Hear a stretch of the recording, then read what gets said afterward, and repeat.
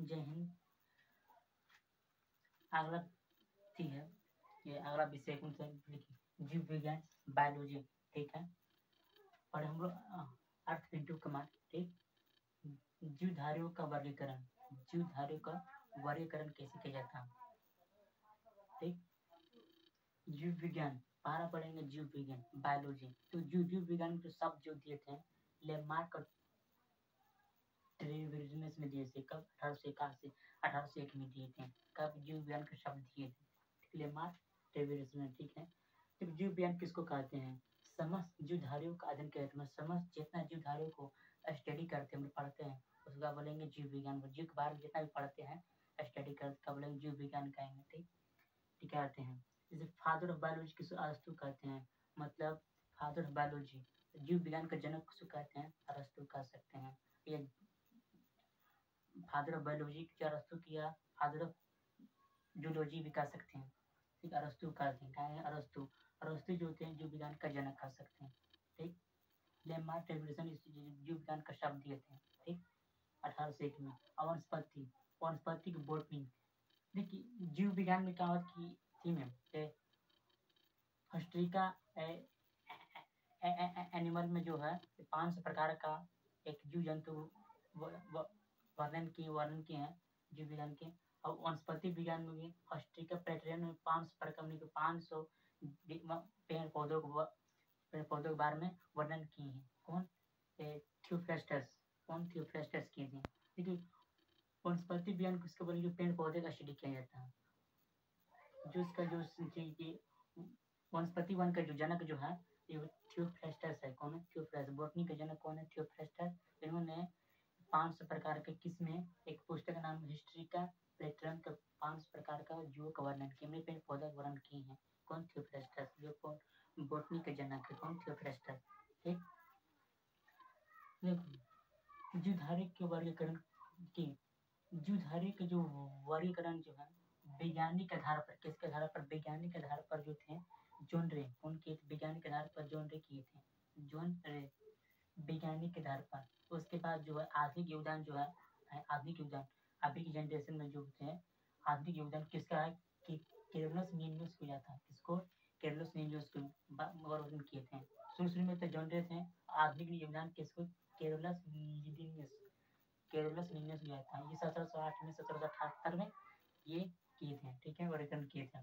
ठीक है, अब इनका पुस्तक जो वर्णन किए थे अपने पुस्तक में, अलग पुस्तक में लिखे थे, जनरा पैटर्न में, सिस्टेमा नेचुरल में, क्लासेस में पैटर्न में, अब फिलोसोफिया बोटनिका में जीव का वर्णन किए। देखिए लिनियस जो थे सिस्टेमा नेचुरल में जो है दो भागों बांट, दो जगह बांटे थे, मैंने कि जीव को वर्णन कर 2 भाग बांटे थे, एक हो गया पादप जगत, एक जंतु जगत। कौन, लिनियस में बांटे थे, तो जगत में बांटे थे, इसलिए उसको क्या कहते हैं, वर्ग का पिता कहते हैं, फादर ऑफ टैक्सोनॉमी कह सकते हैं। ठीक, अब आते हैं एक आया वैज्ञानिक आर.एस. व्हाइटनेर, व्हाइटेकर 1969 में, कब 1969 में, कब 1969 में उन्होंने 5 जगत में 5 किंगडम को बांट दिए। कौन, जगत को बांट दी, कौन, व्हाइटेकर है। जैसे मोनेरा, प्रोटिस्टा, पादप, जगत, कवक और जंतुओं ने 5 जगह तो बांट दी, अलग अलग जीव में बांट दी, सब अलग अलग जीव बांट दी। देखिए मोनरा जीव, मोनरा में अलग बांट दिए, प्रोटिस्टा में अलग, पादप में अलग, कवक में और जंतु में।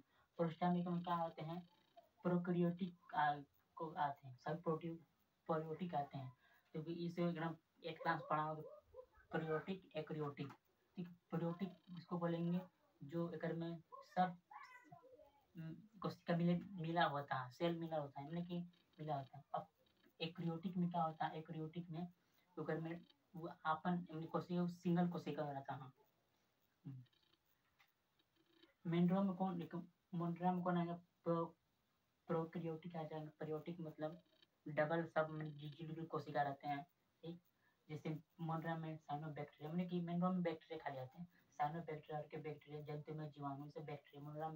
मोन्ड्रा में खाली मोन्ड्रा की जगह में कौन आएगा, मोन्ड्रा बैक्टीरिया आता है।